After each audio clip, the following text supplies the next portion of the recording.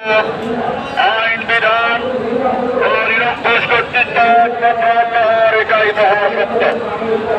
দুর্নীতি ও বৈষম্য মুক্ত কল্যাণকর সমাজ এবং রাষ্ট্র গঠনে ইসলামী সমাজের উদ্যোগে আগামী 25 নভেম্বর সোমবার সকাল 10টায় রাজধানী ঢাকার গাবতলী থেকে শুরু করে ইসলামী সমাজের উদ্যোগে শান্তিপূর্ণ গণজাগরণ যাত্রাটি জাতীয় প্রেস ক্লাবের সামনের রাস্তায় সংক্ষিপ্ত সমাবেশের মাধ্যমে সমাপ্তি হবে।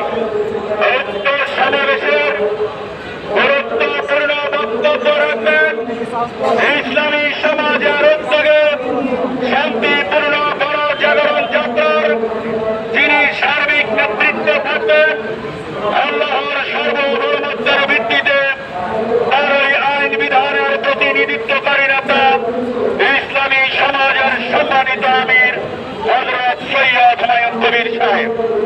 আজকে কেন গণজাগরণ যাত্রার প্রয়োজন হলো, আজকে কেন ইসলামী সমাজের টিম এই জাতীয় প্রেস ক্লাবের সামনের রাস্তায় সংক্ষিপ্ত পথসভা লিফলেট বিলি এবং ইসলামী সমাজের টিম এই গণজাগরণ যাত্রার প্রয়োজনটি কেন হলো?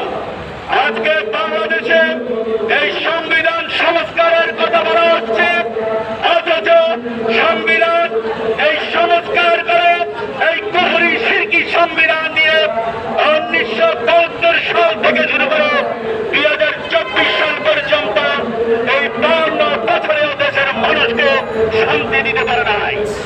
এই সংবিধান মানুষের থেকে বৈষম্য দূর করতে পারে নাই, দুর্নীতি দূর করতে পারে নাই। অতএব যদি বাংলাদেশের মানুষ থেকে, নাগরিক থেকে দুর্নীতি আর বৈষম্য দূর করতে হয়, তাহলে কোরআন সংবিধান বাস্তবায়ন করতে হবে।